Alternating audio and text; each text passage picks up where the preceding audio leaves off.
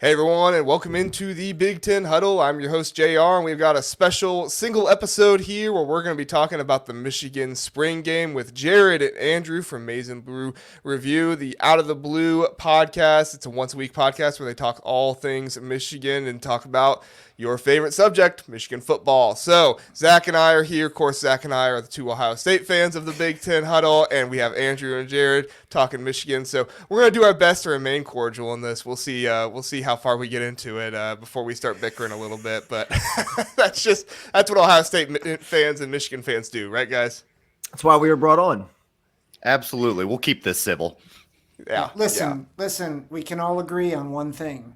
The NCAA stinks. So that's what we can agree on. Facts. Say If less. you're running on Bad at that their platform, you have my vote. job. I'm in. I saw a tweet the other day. It was like a Big 12 fan or something like that. And they were like, I don't think a day goes by on Twitter where I don't see a Michigan fan or an Ohio State fan yelling at the other fan base. They're like, when does this rivalry take a break? It's so funny because it comes down to stuff as trivial as like spring game attendance. And I'm like, Yes. guys, there's got to be better things to discuss than this. Like, come on now. We have to do better as fans. Yeah, I know the weather isn't great, but like, let's go outside every now and again. I love it. All right. Well, hey, everybody's here to listen to us talk about the spring game, so let's get into that first. Jared, let's start with you, man. So obviously, Maize wins over Blue 17-7.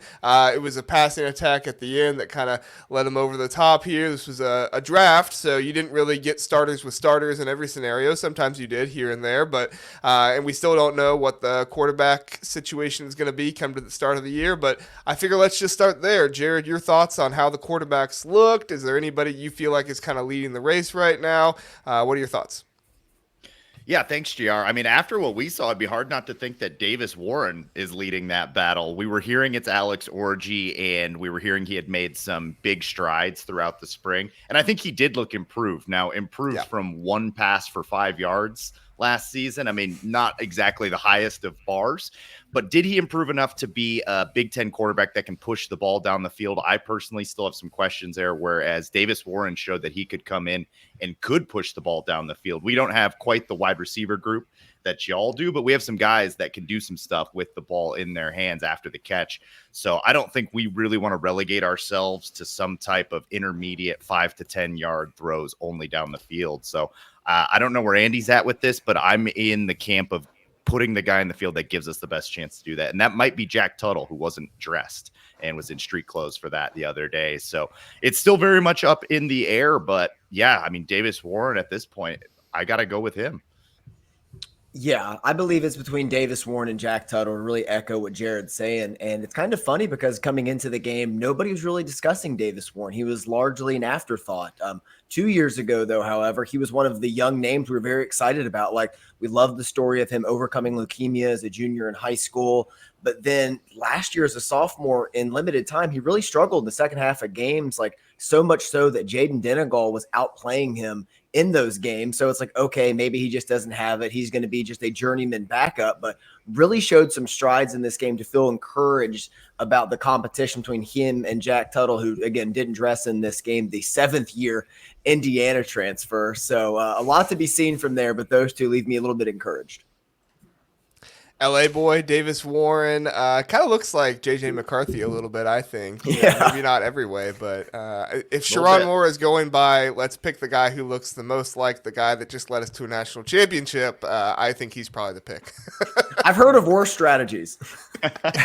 True. That's true. That's fair. Well, it's interesting because, pre-show we were talking about this, that Davis Warren was the guy I wanted to ask you about because I felt like he kind of came out of nowhere. Where it sounds like you guys were kind of expecting him to maybe take this leap a couple of years ago and then you weren't sure. Like, what's kind of been his trajectory over the past couple of years? Yeah, I mean, that's interesting. He kind of was a bit of an afterthought. There was freshman Jaden Davis, highly thought of, highly recruited freshman coming in. And there was the uber talented Alex Orji, who himself, I believe, was a 4-star. So I think they drew a lot of the attention. And then Jack Tuttle, just because of the seniority there. So the eyes really weren't on Davis Warren. This wasn't a guy that we talked about when we were previewing the quarterback battle. We were kind of talking Tuttle, maybe Orji there in that second spot. So it's a great story for him to fight his way back into it. And I just don't know that we can give him the job right now. I'm not doing that. I think that this thing is going to spill over into fall. I really do. And I think that they're going to really give Alex Orji every chance to come in and take this thing because of that higher ceiling. But yeah, the story of Davis Warren, man, it's one where I think a lot of the fan base just kind of forgot he had fallen down the depth chart a little bit. Andy, does that sound right? 100%, man. Again, 2 years ago, we were super excited about him. Then last year, he struggled. We just kind of forgot, didn't think it was going to happen. But whatever it was he was going through, he worked through. And now to at least have a decent competition in camp, because let's be honest here, Michigan doesn't need in a high-end quarterback to be an elite team. They can be a contender with a guy similar to Wilton Spate in 2016, Cade McNamara in 2021. If you can get somebody in there that can manage a game effectively, at least give you the threat of throwing the ball downfield and not turn the ball over, that's all Michigan needs. So I think one question that I know a lot of people have been asking, at least on Twitter and things like that, from what I've seen, is kind of like, what's the pulse of the fan base? Obviously, you guys don't speak for every single fan out there, but at least from what you're seeing, out there, like, is Alex Orji the guy? Andrew, I mean, is that the guy that people want? Is it Davis Warren after the spring game? Is it Jack Tuttle? They're like, hey, let's still see from him. I mean, not so much like who do we think is going to be the guy, but who does the fan base feel like it kind of is backing the most?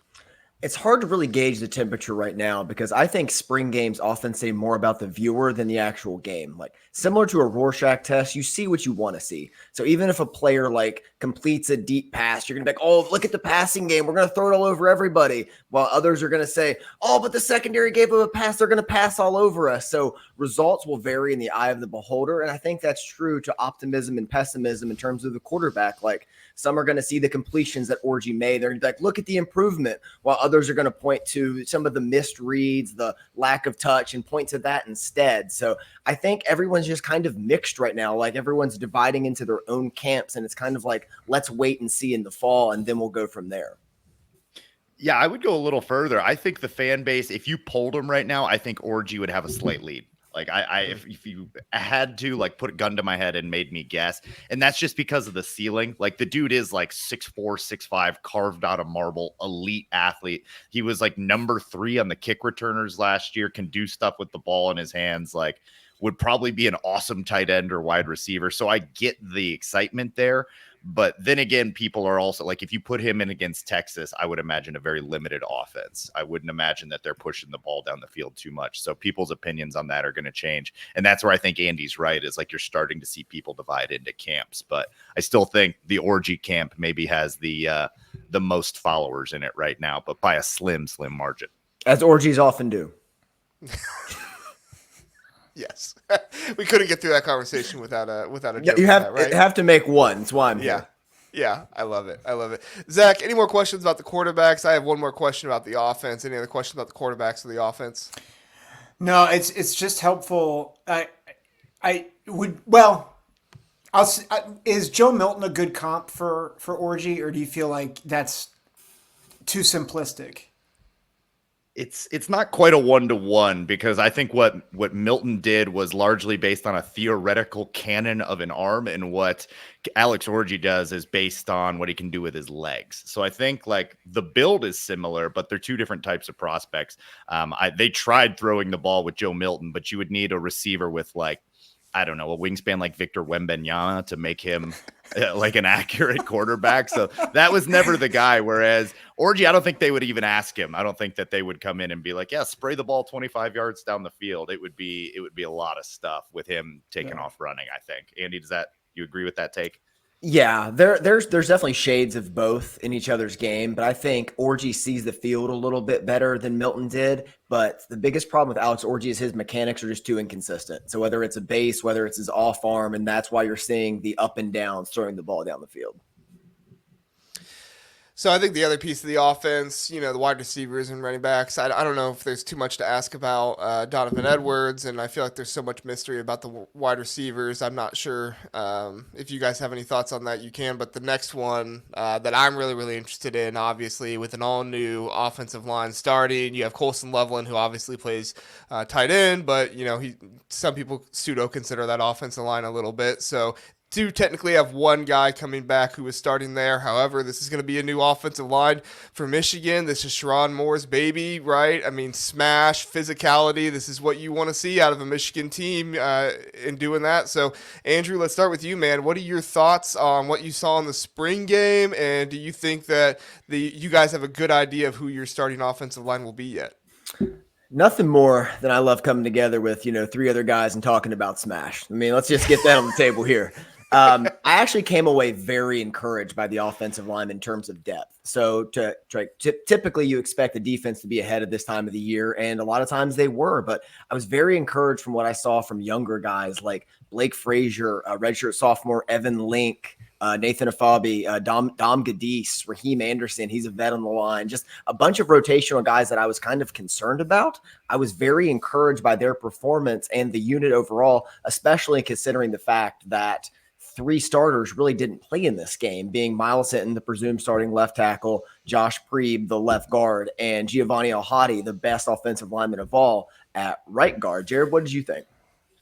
Yeah, we haven't actually talked about this yet, Andy, but I have to agree. It's still hard to know what the high end is going to be. And we talked on our podcast that for this team to be successful on offense, it has to be above like a B. We need like a B plus across our offensive line.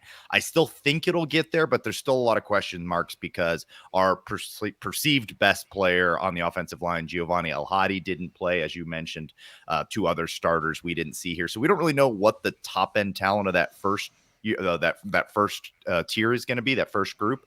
I think we're just kind of betting on the history of the position group that it's going to be really good, but the depth looks great.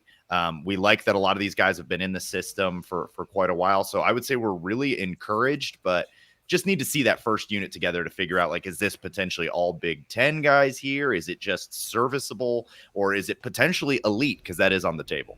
It's similar to, honestly, wide receivers at Ohio State. Like, although you haven't seen Jeremiah Smith play a football game, you know pretty confidently he's going to be good. And, like, you trust that unit's always going to be at least above board compared to others.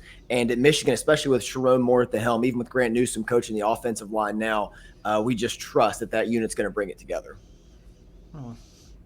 Yeah, that makes total sense to me. And I'm never – I mean, it's going to take some real drop-off for me to not believe that Michigan's just going to come in with one of the best offensive lines in the nation, even when you're replacing all five guys coming into a season. That is just the reputation that they have under Sharon Moore. And like you said, Grant Newsome coming in, I'm sure he'll lead that as well. Zach, any more questions on the offense before we move over to the defense? All right. Take it away. All right, so my biggest thing with the defense I want to hear about is the secondary. Wink Martindale is known for his blitzing. Obviously, he runs a very similar scheme. I think on the broadcast, I think they called him the Godfather of the Raven scheme or something like that. I love they put a little bit of emphasis on that kind of stuff. But overall, it seems like Wink Martindale, he is much more of a blitzer, and he likes to really get his guys in the backfield and do that, which I think can be very frightening for a lot of quarterbacks, but you do end up putting your guys on islands a little bit more. And obviously this is a very new secondary. Keon Sabb moved on. You had Rod Moore, his unfortunate injury. We hope for a very speedy recovery for him. However, this is a very young secondary. It's going to be a lot to entrust with them. Jared, what are your thoughts on what you saw from the secondary overall? Yeah, I'm high on the secondary. I'm not going to sugarcoat it. I think this is going to be an elite defense. There is a world where it's better than last year's, but the schedule probably dictates that statistically that won't play out. But I don't think you have to squint too hard to see that with Will Johnson shutting down half the field. He didn't play a ton in the spring game, as you can imagine. I mean, right. A perceived first-round draft pick there. Makari Page has won a lot of football games, played a lot of football in that other safety spot. And we like some of the guys moving in, whether that's Quentin Johnson into that other role. Zeke Berry showed out in the spring game, and a name that we've kind of been watching, only a sophomore, but a rising sophomore, really, really quick, physical, instinct, nose for the ball that could come in there and compete for that Mike Sainristil still nickel spot, and that could push somebody like Jaden McBurrows, who I was also really impressed with in this game, out to a boundary corner. So where everybody kind of shakes out and ends up, there's bodies there, there's depth there. Whoever is starting across from Will Johnson, your life is just made a lot easier because of that. And then your life's also going to be made a lot easier by some of those guys on the defensive line and a perceived uptick in blitzing, which I agree with you, JR. I think that is something you could expect. You're going to expect it. You're going to see it. But the best thing that's going to help the secondary, Jared finished with this point, and it's one of your best, is the fact that defensive line makes life a lot easier for everybody, starting on the interior with those defensive tackles to what we were encouraged by seeing with the edges, not to mention what the linebackers are going to have that influx of juice with Jayshon Barham transferring from Maryland.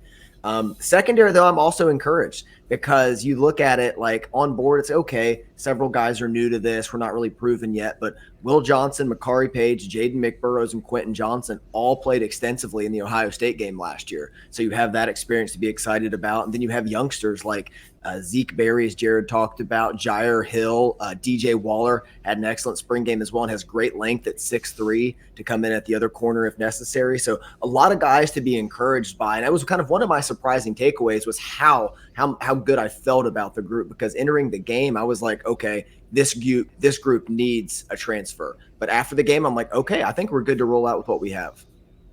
Fully agree. Yeah, I had the same takeaway that I think we're good on bodies there. I mean, we'll always take another guy. Oh, yeah, I'm not against it. I mean, yeah, bring him in. But yeah, I think we feel a lot better. That was one of my biggest takeaways from the day as well. What you got, Zach? Well, it's another question about depth, but about the defensive line. I think on the broadcast they mentioned that the front four, the ones, were the same ones that stopped Alabama on the 4th and 1. And so Derek Moore, Kenneth Grant, Mason Graham, and Josiah Stewart, I think, were the top 4. Yep. How do you feel about the depth behind them, knowing that Chris Jenkins and those other boys are to the NFL draft? How are you feeling about that depth and their ability to rotate? I'm feeling it's not going to be the same as last year, but I am encouraged because of the fact of players like Rayshawn Benny's coming back in the middle and around some youngsters, some sophomores that are moving up. There's a trio of Trey Pierce, Cam Brandt, and Eno Etta who would have gotten on the field last year had it not been for all of the depth on the field. And Rayshawn Benny, it's a name that may not be familiar to a lot of listeners that don't follow Michigan as closely as we do, but he was the one that in 2022 forced a late strip sack on CJ Stroud when the game was in hand. Sorry to bring up that memory. He forced a. It's okay. I've relived it in my head so many times. It doesn't matter. He forced a fumble last year against Drew Aller on the road in crunch time, so you needed that. And on the edge, we saw a big game in this one from TJ Guy. He's a guy Jared and I have talked about him for a long time. We've often joked that we're on Guy Island. We might be the only ones there, but we really think he was going to be something. And he flashed all over the game tape in this one. And then to his opposite, Keyshawn Bennett also had a good game in this. It won't be the depth they had last year, but I think the top two, Josiah Stewart and Derek Moore, could be better than the top end last year on the outside. Yeah, I agree with that. There's a possibility of that with Derek Moore, who's got as high a ceiling as since Rashawn Gary, I think the most physically, athletically gifted edge rushers that we've had there. And Josiah Stewart, who's a little bit on the smaller side, but we like. I don't want to be an echo chamber here. Yeah, strong for 6'1". But I have to agree. The secondary, I'm feeling a lot better about the depth, but we feel good about this depth. It's just there's a bit of a drop-off from all-world Mason Graham and freak of nature Kenneth Grant to those next guys, which you could expect. I'll be honest, I'm not excited to see Mason Graham or Kenneth Grant. Those were actually the two guys that I was watching the most on defense, and I don't know. You guys tell me, and I by no means am trying to disparage Kenneth Grant here. The man could eat me if he wanted to, but I felt like he wasn't bull rushing as much as maybe I saw last year. Felt like he was trying to do a number of swim moves and kind of spin moves. Like, was there an emphasis for that kind of stuff in the offseason for him? Because, I mean, sometimes when I was watching, I was like, man, Kenneth, just go. Like, you're just going to knock the guy in front of you over. But sometimes he was trying to spin around him. I don't know. Like, I know that's kind of an in-depth thing, but has there been any talk about Kenneth Grant trying to, like, maybe slim down, get a little bit more light, get a little bit more agile? Or is this something that maybe it was just a spring game and he was trying something new? It's the latter there. It's the spring game. And what we have to keep in mind here is this is a practice. And these are times to practice those swim moves. He did use them occasionally last year, most notably when Travion Henderson scored late in the Michigan-Ohio State game. He swam to the wrong gap, actually. So I think he's trying to perfect that move a little bit to make sure he's swimming the right direction. And this is a good time to work on it because, you want to have a bevy of moves. Otherwise, you're going to be one-dimensional.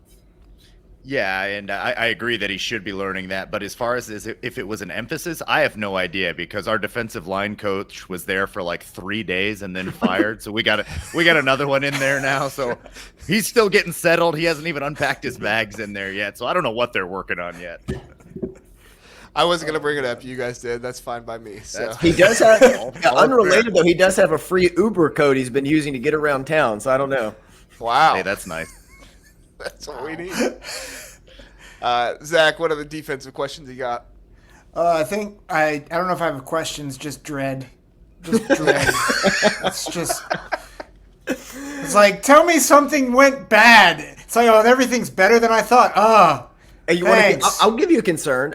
One concern for me, probably the biggest one coming out of this, and it will decide games, is special teams. Especially kicking and punting. The punter shanked one. Our boy Tommy Doman just ripped one that went off about 15 yards, and then the kicker just looked completely uncertain and unconfident, kind of like a 7th grader asking out a college student to go to a dance. I mean, it looked rough out there. So if we talk about like spots we need a transfer, like I'm all aboard bringing in somebody to help on special teams. Yeah, I would agree with that. Also, we're like an ankle tweak from a receiver or Donovan Edwards away from being in real dire straits on the offensive side of the ball. Still don't have the quarterback figured out. I mean, if we were to play Ohio State right now, do you think the over-under would be like 17.5 points? I wouldn't take it because at this point, like, I don't know, nothing would surprise me with Michigan. Last year I thought like, oh, well, we have, a very good chance because our offense is looking better. Kyle McCord hasn't fumbled the ball in the backfield in like 3 weeks. So, maybe things are going better. And then we saw how it went there, so. Yeah, I don't know if now's the time, and I don't want to get you off schedule. This is your show. But like we were thinking after watching your spring game, and I had to ask this question. Are you concerned with like who's running this offense? You bring in Chip Kelly, and Ryan Day, already an offensive-minded guy. I don't want him giving up play calling duties. Brian Hartline, the next guy in line, and you're like changing philosophies and bringing in Will Howard. Like, what are you expecting from your offense? I have to know. I have to hear your opinion on this. Yeah, you want me to take it first, Zach, and then you go? Yeah, why don't you go ahead? Okay, so this was actually one of my concerns coming into the Chip Kelly hire. I'll be honest, I didn't have many because I think that Chip Kelly obviously is one of the greatest offensive minds in football today. I won't say of all time, obviously, but I think of today he's one of the greatest offensive minds. However, there is the issue between him and Ryan Day was his kind of like his protege, Padawan, whatever you want to call it, for so long. And then now Ryan Day is the head coach, and then it's like, what's Chip Kelly going to do? Is he just going to come in and start demanding everything? I think that, the thing that we were sold was that Chip Kelly is bringing in his running concepts and Ryan Day is bringing in his passing concepts. And it's going to be, just this neat little marriage where both of them come together and everything is pretty and nice. And in the spring game, it looked a little rough. Now, granted, I think that Ohio State has one of the best defenses in the nation coming up this year. I think pretty much anybody would be willing to say that. I don't think I'm being a homer saying that. No. But so I do question, how much did we really get to see of that offense? And also, it is the spring game. You don't want to show too much. So I do have some concerns there. I do think at the end of the day, Ryan Day is going to give it to Chip Kelly and just let Chip Kelly do it. And Ryan Day really does want to become the CEO. I think if anybody watched, which I know this is kind of deep dive stuff for other fan bases, so they may not have, but if anybody watched the Missouri press conference stuff last year before the Cotton Bowl, which we don't need to talk about that game at all, it's fine. There was a Cotton Bowl this year? Yeah, I know. It just completely went by me. But Eli, I think most of Ohio State missed it too. The offensive line did that. They did for sure. But Eli Drinkowitz talked a lot about how like him freeing up, not being able to do play or not doing play calling, freed him up to be able to like have better relationships with his players and really spend time with each individual on the team and actually be in other rooms. I mean, if you knew anything about Ohio State, Ryan Day was in the quarterback room all the time. Like that guy hardly ever, if he wasn't in the quarterback room, he was in the wide receiver room. I mean, he was hardly ever making it to other rooms. If you're on offense, maybe. If you're on defense, never. I mean, the guy was never around those rooms ever. So at the end of the day, like I think it does free him up to possibly be around some other players and rooms and stuff like that a little bit more, which I think is going to be good. But we'll see. I'm most interested in what happens in crunch time. Is Ryan Day going to have the last say and say, no, we need to kick it here for 44-yard field goal, on third down with 8 seconds left? Or is Chip Kelly going to talk him out of it and say, no, Ryan, we need to get a little bit closer. We have the time on the clock. We'll see. I would hope that Chip Kelly does because I think Ryan Day has been a little bit too conservative in some of the big games lately. But, I think we'll see when it comes to crunch time, which does terrify me. Yeah.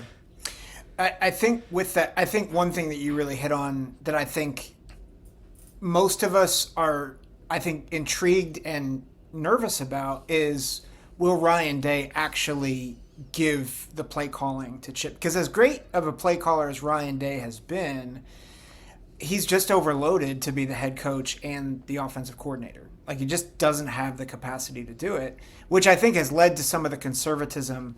Like everybody was wondering where Georgia, Ohio State was all of 2022. And I think the reality is I thought he was so tight and trying to manage everything that he couldn't think about other things. He couldn't zero in on one thing. And so I think finally against Georgia, he dialed up a masterpiece, and then we saw that the defense really wasn't fixed. But now I think we want to see him actually own the whole team and let someone else who's competent and hopefully masterful call the offense. And I think Chip Kelly could be the guy because he has trust with him. He's known him for so long. I think JR, you in a previous podcast, you brought up the potential awkwardness that the protege is now the boss and vice versa. But I'm not as concerned because I think Chip Kelly really just wants to coach football. Like he has said that over and over and over again. That's why he got out of UCLA, is he just wants to coach football. My question is, can Ryan Day do that? Can he let Chip coach? So I think on that level, that's where I'm thinking about in terms of the coaching. I think with quarterbacking, JR, you and I might disagree with this. I'm not so sure that Ohio State wasn't better off with Kyle McCord. This is my next question. Yeah, and I'll say this. I think Will Howard and Devin Brown both bring a running element that really does help Chip Kelly's style of offense. But when we were talking about the transfer portal and everybody kept throwing out names, I think this is even before Kyle McCord transferred, I was concerned about thinking about transfers because I'm like, I'm not sure any of these guys are better than McCord. And that's acknowledging his limitations and his bad decision making, including a throw right to Will Johnson in the first quarter of the Michigan game. Which was a great play by Will Johnson. He had inside leverage, and I don't want to take play. anything away from Will Johnson. He's a spectacular player. Great player, great play. Why did you throw that ball? But I'm still not sure that, based on everything that I've seen from Will Howard, I'm like, I don't know if this is an upgrade. Jared and I have talked about this ad nauseum, and we were at the Michigan-Ohio State game last year. We came away from it, and we're like, I think Kyle McCord is actually good. And the fact that like he has his flaws, but he was a first-year starter. And he went 11-1 and made a lot of he had some growing pains, but like that's what you kind of expect from a first year guy, to where it's good at home, struggles more so on the road, the ups and downs, especially with pressure in his face, but you expect him to grow from that. Like I know he's not CJ Stroud, and it's kind of like it was tough for him to follow that act, but we were talking that if he were starting this year and coming back as a second year player in this scheme, I would be much more afraid of that offense and what it could do this season. Yeah, and we're not just saying this as hyperbole. I think he would start at Michigan right now. Like when 100%. he entered the transfer portal, we were like, call him up. Bring him over. Bring him on in. We were welcoming arms if Kyle McCord wanted to come to Michigan. So, yeah, I would have been much more scared of just running it back because of how much turnover we have. Like, I don't know. It felt to me like a bit of an overcorrection to like change up so much on the offense when like you're getting it back in Columbus. We have a lot of turnover ourselves, and first year of Kyle McCord and Abuka's back. That running back duo is nasty. So yeah, I agree with Andy. I think that maybe just holding serve would have been sufficient, but we'll see. I mean, it could end up looking like a genius move, but I appreciate y'all's insight in on that.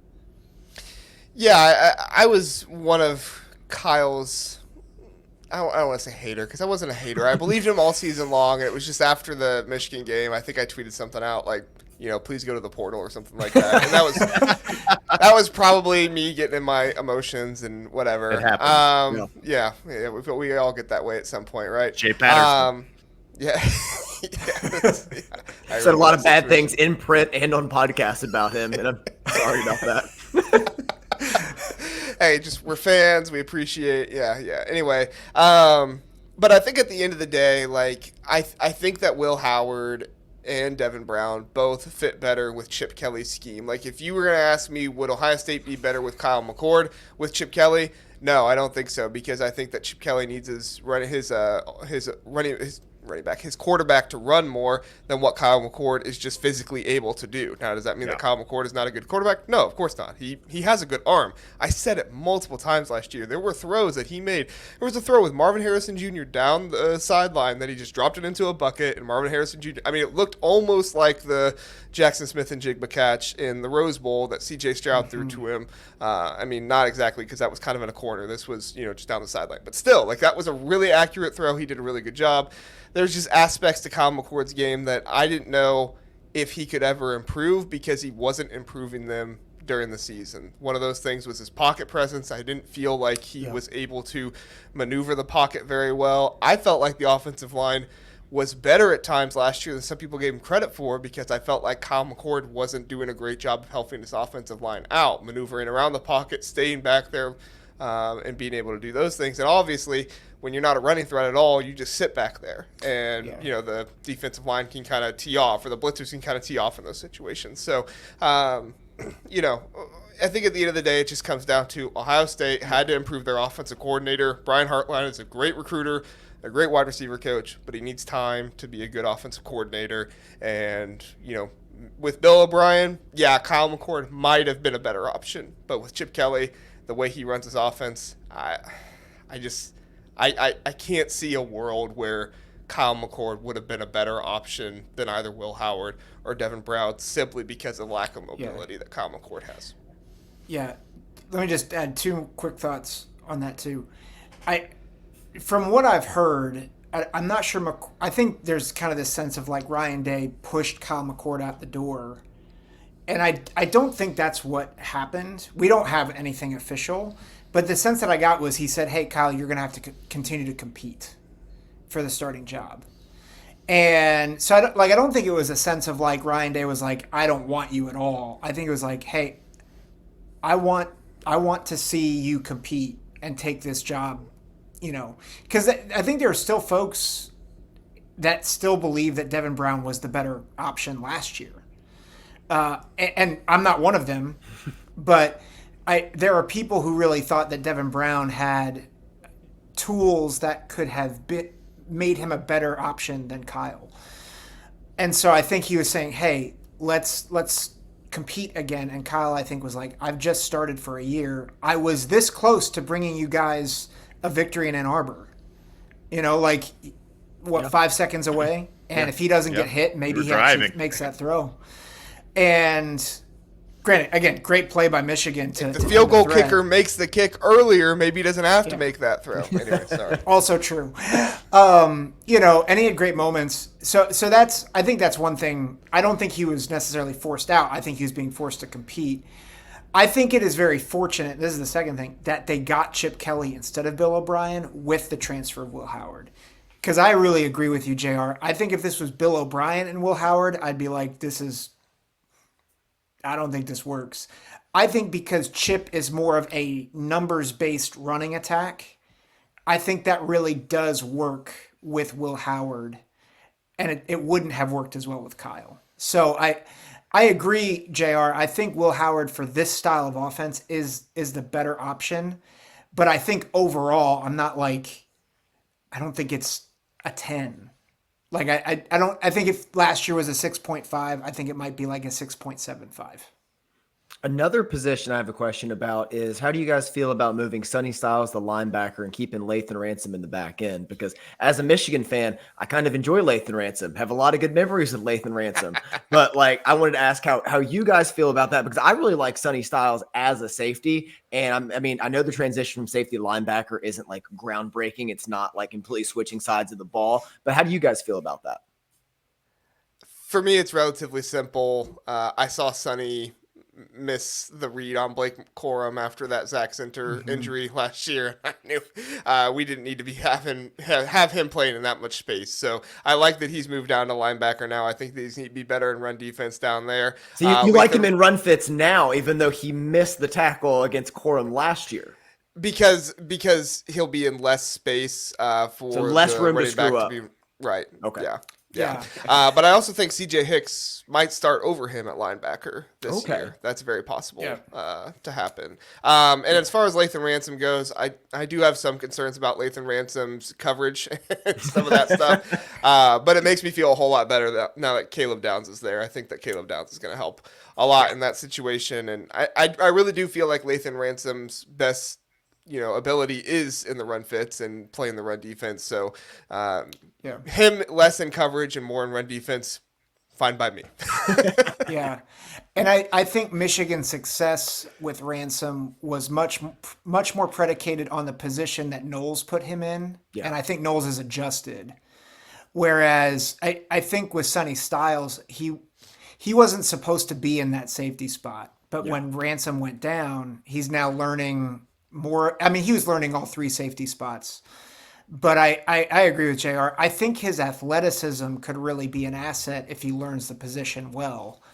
But there's also a little bit more depth there as well, where I say that Caleb Downs coming over. I keep forgetting we got Downs. That's a pretty good addition. Yeah. But I do like the move, and I think Ransom improved a lot last year before he went down for injury. So I like the move. I think it's a good move. Well, I give credit to Jim Knowles just from year 1 to year 2, completely adjusting his scheme to his personnel and kind of adapting that more the Michigan-esque style of we're just going to rush forward, we're going to stop the run, and we're going to be real sticky.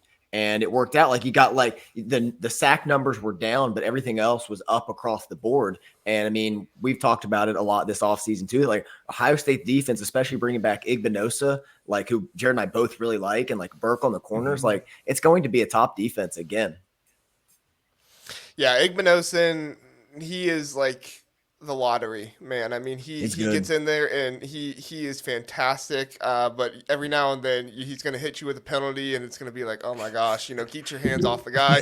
But that at the same time, that's what makes him so good is his aggressiveness, his hands, his willingness to really get into the other player. And I think it wears on receivers throughout the game as well. Correct me if I'm wrong, Zach, but I don't think you've seen big plays against David Igbinosun later in the game. You kind of see him earlier in the game, but you don't see him later in the game. He kind of wears you down like a really good run game, like what we saw last year from Michigan, can wear you down and at the end of the game really start to break you. It's funny. So after the spring game, my biggest takeaway was the defensive backs are amazing, for Ohio State. And I think actually it's very possible that Ohio State and Michigan have the two best secondaries in the country. Maybe Georgia, obviously, Alabama, those, they're going to have something to say about that too. But just really good secondaries. Early last year, someone was talking about how overrated Ohio State's defensive backfield was. And I'm just saying, and particularly the corners. And I'm not the safeties, the corners. And they were highlighting Igbinosun. And I'm like, are you out of your mind? He's handsy. He's handsy, but I could not believe it. I think this might be the best corner room we've had since the Denzel Ward, Garyon Conley, Marshawn Lattimore grouping. Like, and that was a star-studded grouping. You know, Denzel and Marshawn had done really well in the NFL. And Damon Arnett was the fourth corner, who obviously has had his personal issues, but you know, he turned into a really good cornerback. So I think this could be a really, really good crew at corner for us. I totally agree. I mean, I'll take it a step further. I look at your schedule versus our schedule, and I'm like, is Ohio State going to be the number one ranked defense going into November? Exactly. Yeah, it's Yeah. a little tougher on our end.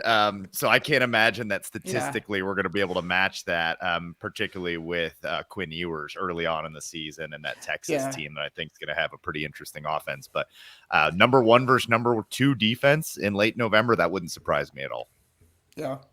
Let me ask you guys, because I was looking at the schedule, and I know we're probably running over, so this will be at least my last question.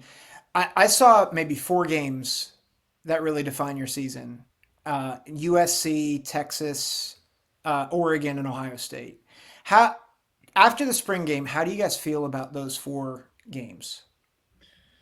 Yeah, I'll start with the Texas one because we'll see that one first. That's on September 7th, and we got to figure out the quarterback position. We got to settle some new guys into that offensive line. That's going to be, like, I mean, a classic matchup. Super excited for that. May's out in the big house. That'll be great. But I think we could probably afford to drop that one and still build as the year goes along. I look at the Oregon and Ohio State ending, and I think that we need to be clicking on all cylinders by then with the expansion and the way schedules are. I think 2 losses can still get you into the playoffs. So if we even drop Texas and Washington, doesn't necessarily mean we're out of the fold. So can we continue to build momentum to get to that Oregon-Ohio State finale is the way that I look at it. I'm not predicting a loss against Texas or anything right now. I still don't know who our starting quarterback's going to be, but I think there's a little bit of wiggle room. And I mean, let's be honest here, guys, it's a lot of house money when you're the national champions. Like, I think we're going to be a lot more forgiving of things too with that in the back of our minds, but it might take some time to get up to speed. How do you see it, Andy? Yeah, Joel Klatt took it a step further, man. He said he could see a Big Ten or an SEC team with 3 losses getting into the top 12. So, like, because of, like, how stacked the conferences are now, so, like, even having that feels good. And, like, maybe the team turns it around late and they sneak into the playoff and do something after that. You never know, but very similar. I do like the fact that Texas is replacing both defensive tackles and a bunch of other positions as well. So we're not the only ones experiencing some turnover. They just don't have it as much like the quarterback position, but losing 2 top receivers, running back, some linemen. But again, losing those defensive tackles feels real good for a Michigan rushing attack where Donovan Edwards is going to tote it like 33 times in that game. So I like having that. But again, it's about rounding in the form. I think we're going to be very forgiving, especially for like the first 6 weeks of the year, half the season, as they like figure out who they are, get the bearings about the quarterback position. And that's what makes the game so spectacular is both teams know who they are. There is no, we're figuring it out. We're 12, 13 weeks in if you consider the bye week. So hopefully by then, Michigan's figured out who they are, have an identity. Ohio State's clicking on all cylinders, and we get another clash in the shoe. Yes, I think we'll get that. I think, as much as Ohio State fans want to, talk about, oh, Michigan's going to drop off this year. Well, guess what? They were 15-0 last year, so a drop off for Michigan is like, maybe 2 losses going into the A drop off is happening. I will spoil that. A drop off is happening from 15-0. There will be a drop. But I mean, with you guys' schedule, like I completely agree with Joel. I've said it on the podcast before. I would not be surprised if you see a 3-loss Big Ten or SEC team getting in over the runner-ups of the Big 12 or the ACC or something like that. I mean, think about it. Like, if some team, Syracuse has a really easy schedule. Kyle McCord is there, so obviously they're probably going to have a pretty good offense this year. Say they make it to the ACC championship and they're like Louisville was last year, and they, lose 1 game, or I guess 2 games if you lose in the championship. I mean, who's going to make it to the college football playoffs. Michigan with 3 losses or Syracuse with 2 losses. Like Exactly. You're gonna put a Michigan in. You're gonna put a LSU in or somebody like that, because at the end of the day, not only do they do better TV numbers, but I think it's pretty confident to say Michigan is going to have the better team, or Ohio State or LSU or 2-loss, 3-loss Bama or something like that is going to have a better team than Syracuse. So. Yep. What is y'all's hardest away game? Is it at Iowa, at Nebraska? Is there any away game that you're even Oregon. Oh, you're at Oregon. Okay, that's right. I forgot. I thought that they were at home, but all right, that'll be a test for sure. Yeah. I mean, and they have the Cade McNamara revenge game coming to town, so watch out for that. Get ready for 9 for 22 for $137. Hey, he's getting the double digits. Don't put it past him. Listen, the punter might go for over 400 yards in that game. So. Oh yeah, Yeah. I have him on my fantasy team. There you go. I feel so bad for Phil Parker. Jared and I talk about it all the time. I think he is like one of the greatest football minds of all time, especially defensively with what he does. And then he's just giving like such a flaccid offense every year. Like, I just don't get it. Poor Phil Parker. I would feel bad for him too, but it's like the guy has had to have opportunities to leave. I mean, there's had to have been somebody come calling for him and saying, "Come be our defensive coordinator, where our offense has a pulse," or something like that at some point. So my biggest fear was him taking the Michigan State job. Like, I was terrified of that, because I think he's an alum, but I think he's just like so loyal to Ferentz that he's just happy at Iowa. So, shout out to him. Thank God for that. He's happy with turning white guys into first-round draft picks. Dude, Cooper DeJean is going to do some things the next level. There is nobody that puts more white guys into the first round on defense than Phil Parker. That is I don't have the stats, but that sounds right. Sounds right. If I'm a white DB, I'm going to white DBU over at Iowa. So, all right. There you go. Hey, I want to thank you guys for coming on again, Jared, Andrew. Why don't one of you guys tell people where they can find the podcast at? Yeah, thank you guys. Really appreciate you having us on. This was fun chopping it up. Go over to maizenbrew.com where you can find everything that we've got in print and podcast. The name of our podcast is Out of the Blue. We're on the Block M Podcast Network. You can follow us on Twitter. I'm at JStorm303. You're at what? Andrew B, correct? Did I get that right, Andy? Yep, nailed it. There it is. I've known you this long. I should be able to get that right. But yeah, I mean, we like to put a fun twist on it. We're certainly probably trying to laugh 70% of the time and then 30% ball knowledge, but those ratios shift. So come check us out. It's a good ratio. Gotta have fun. I like it. Absolutely.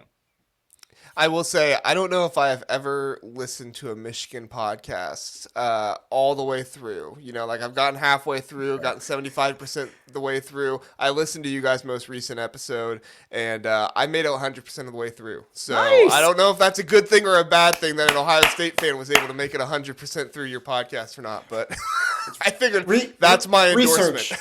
Yeah, Research. just some research. We've stomached some Ohio State pods in our time, trying to dive in before games and stuff. And like, we're going to have to stay in touch during the season, check in on one another, see how the teams are doing. I love it. Absolutely. We'll definitely get together again, guys. I appreciate you being here. Zach, thank you as always coming on co-hosting with me. We appreciate it. Thank you, everybody. Have a good one.